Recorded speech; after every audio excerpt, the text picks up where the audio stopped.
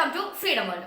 ഇന്ന് നിങ്ങളോട് ഞാൻ പറയാൻ പോകുന്നത് നമ്മുടെ ഇന്ത്യയിലെ ഇതുവരെ ഭരിച്ചിട്ടുള്ളവരിൽ വെച്ച് ഏറ്റവും ഗ്രേറ്റസ്റ്റ് ആയിട്ടുള്ള 10 രാജാക്കന്മാർ ആരൊക്കെയാണെന്നാണ്. അപ്പൊ നമുക്ക് വീഡിയോയിലേക്ക് പോവാം. നമ്പർ 10 മഹാരാജ രഞ്ജിത് സിംഗ്. വടക്കു പടിഞ്ഞാറൻ ഇന്ത്യൻ ഉപഭൂഖണ്ഡത്തിലെ സിഖ് സാമ്രാജ്യത്തിന്റെ സ്ഥാപകനും ആദ്യത്തെ മഹാരാജാവുമായിരുന്നു രഞ്ജിത് സിംഗ്. 1792 ഏപ്രിൽ 15 മുതൽ 1839 ഏപ്രിൽ 11 വരെയാണ് ഇദ്ദേഹത്തിന്റെ ഭരണം ഉണ്ടായിരുന്നത്. നമ്പർ 9 പൃഥ്വിരാജ് ചൗഹാൻ. ചൗഹാൻ രാജവംശത്തിലെ ഒരു രാജാവാണ് ഇദ്ദേഹം.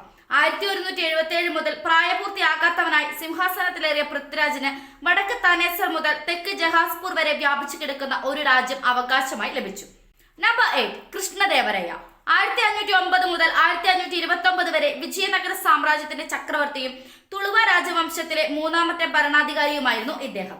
രാഷ്ട്രീയമായും സാംസ്കാരികമായും അതിന്റെ ഉന്നതിയിൽ സാമ്രാജ്യത്തിന്റെ അധ്യക്ഷനായിരുന്നു അദ്ദേഹം. നമ്പർ 7 രാജരാജ ചോള. 985 മുതൽ 1014 വരെ ഭരിച്ച ഒരു ചോള ചക്രവർത്തിയായിരുന്നു അദ്ദേഹം.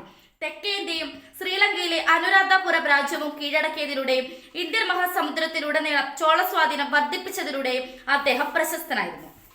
നമ്പർ 6 സമുദ്രഗുപ്ത. പുരാതന ഇന്ത്യയിലെ ഗുപ്ത സാമ്രാജ്യത്തിന്റെ രണ്ടാമത്തെ ചക്രവർത്തിയായിരുന്നു സമുദ്രഗുപ്തൻ. ഒരു യോദ്ധാവ്, ഭരണാധികാരി, പണ്ഡിതരുടെ ഉപകാരി എന്നീ നിലകളിൽ സമുദ്രഗുപ്തന്റെ പാരമ്പര്യം ഇന്ത്യയുടെ സുവർണ കാലഘട്ടത്തിന് സംഭാവന നൽകി. നമ്പർ 5 മഹാറാണ പ്രതാപ്. മുഗൾ സാമ്രാജ്യത്തിനെതിരെ പ്രത്യേകിച്ച് അക്ബറിനെതിരായ ഹാൽഡിഘട്ട യുദ്ധത്തിൽ അചഞ്ചലമായ ധീരതയ്ക്കും ചെറുത്തുനിൽപ്പിനും അദ്ദേഹം പ്രശസ്തനാണ്.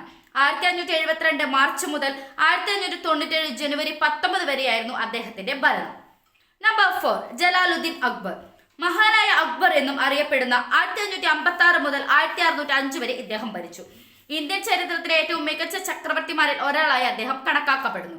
കൂടാതെ ഹിന്ദുസ്ഥാനിലെയോ ഇന്ത്യയിലെയോ വിവിധ രാജ്യങ്ങളെ ഏകീകരിക്കുന്നതിനുള്ള വിജയകരമായ പ്രചാരണത്തിന് അദ്ദേഹം നേതൃത്വം നൽകി. നമ്പർ 3 ചന്ദ്രഗുപ്ത മൗര്യ.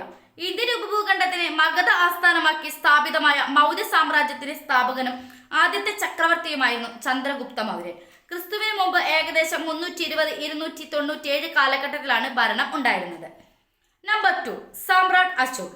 ക്രിസ്തുവിന് മുമ്പ് 268 മുതൽ മരണം വരെ മഗധയുടെ ചക്രവർത്തിയും മൗര്യ രാജവംശത്തിലെ മൂന്നാമത്തെ ഭരണാധികാരിയുമായിരുന്നു ഇദ്ദേഹം.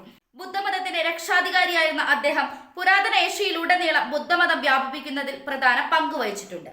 നമ്പർ 1 ഛത്രപതി ശിവാജി മഹാരാജ്. ഒരു ഇന്ത്യൻ ഭരണാധികാരിയും ബോൺസാലെ രാജവംശത്തിലെ അംഗവുമായിരുന്നു അദ്ദേഹം.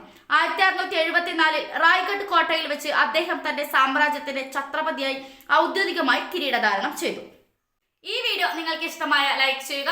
അതുപോലെ നിങ്ങളുടെ അഭിപ്രായങ്ങളും നിർദ്ദേശങ്ങളും കമന്റ് ബോക്സിൽ ടൈപ്പ് ചെയ്യുക. Thanks for watching.